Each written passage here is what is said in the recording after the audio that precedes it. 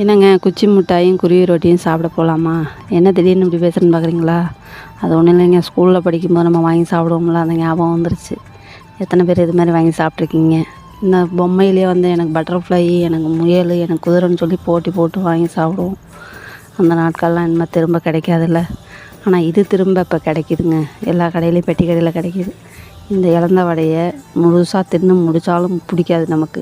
அந்த பேப்பரை கசக்கி மென்று சாப்பிட்டா தான் பிடிக்கும்.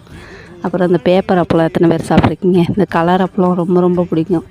வாயில் வச்சோன்னே கரைஞ்சிருங்க. ஸ்கூல் லைஃப்பில் இடையில இன்டர்வல் பெல் கூடியாந்து வாங்கிட்டு சாப்பிட்டு ஓடிடுவோம்.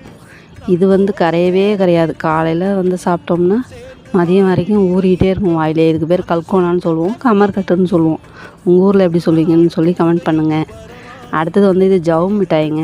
இது வந்து ஒரு வெள்ளை பாகை கரைச்சி கொதிக்க வச்சு ஆணியில் மாட்டி அடித்து இது பண்ணுவாங்க. பிடிச்சிருந்தா லைக் பண்ணி